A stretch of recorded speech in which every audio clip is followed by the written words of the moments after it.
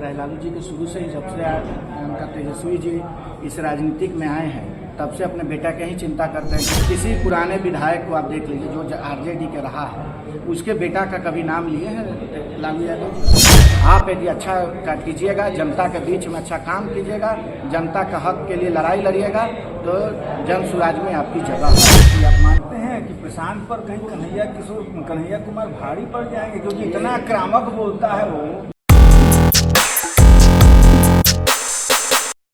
आप हैं निष्कर्ष भारत के साथ और मैं हूं मनोज चतुर्वेदी।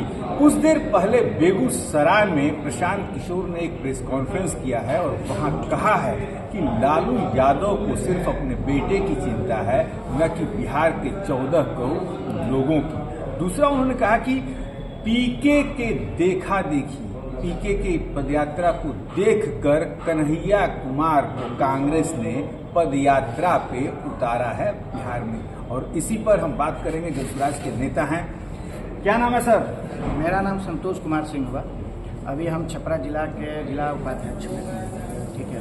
और संतोष जी, सबसे बड़ी बात प्रशांत किशोर का फिर से एक बयान आया है, वो बार बार कहते रहते हैं कि लालू यादव को 14 करोड़ बिहार की जनता की फिक्र नहीं है, सिर्फ अपने बेटे की ही फिक्र है। क्या कहिएगा सर? ये आज से तो घटना नहीं चल रहा है। लालू जी के शुरू से ही, जब से उनका तेजस्वी जी इस राजनीतिक में आए हैं, तब से अपने बेटा के ही चिंता करते हैं। किसी अदर 14 करोड़ बिहारी में आज तक किसी को ही वो अपने नाम से नहीं बोले हैं कि अब उनको नेता बना दिया जाए। किसी पुराने विधायक को आप देख लीजिए जो आरजेडी के रहा है, उसके बेटा का कभी नाम लिए हैं लालू यादव? कभी नहीं है। वो सिर्फ अपने तेजस्वी का ही नाम लेते हैं और उसी को वो प्रोजेक्ट करते हैं। इसमें कोई बड़ी बात तो है नहीं, पुरानी बात है। लालू जी अपने बेटे को देख रहे हैं, तो यहाँ शकुनी चौधरी भी अपने बेटे सम्राट चौधरी को भाजपा में एंट्री करा दिए। तमाम जो भाजपा के भी नेता हैं अपने बेटों को एंट्री करा रहे हैं। तो गलत क्या कर रहे हैं? तो पूरा जितना एनडीए है वो सब अपने अपने बेटे को एंट्री करा रहे हैं। एनडीए ही नहीं सर, दोनों पार्टी। या तो आप इंडिया गठबंधन देख लीजिए या एनडीए देखिए, दोनों अपने अपने ही बेटे के पीछे लगे हुए हैं। बीजेपी में भी देख लीजिए, वहाँ भी चल रहा है। मोदी जी बोलते हैं कि नहीं हमारे यहाँ वंशवाद नहीं है, लेकिन आज देख लीजिए शकुनी चौधरी के बेटे हुए। अभी हाल में ही क्या नाम है, वो भी राजनाथ सिंह रक्षा मंत्री के बेटे पंकज जी हैं। तो ये तो सिलसिला चल ही रहा है, ये कहीं हटा हुआ नहीं है। एक हमारा अभी हम लोग बिहार में जन स्वराज में हमारा पर्सनली जुड़ने का यही है कि यहाँ कोई वंशवाद नहीं है। आप यदि अच्छा कीजिएगा, जनता के बीच में अच्छा काम कीजिएगा, जनता का हक के लिए लड़ाई लड़िएगा, तो जन स्वराज में आपकी जगह है। एक सवाल और है। प्रशांत किशोर ने कहा है कि मुझसे डर के कांग्रेस ने कन्हैया कुमार को बिहार में पदयात्रा दिया है, और दिखता भी ये सच्चाई है। कितने सच्चाई है?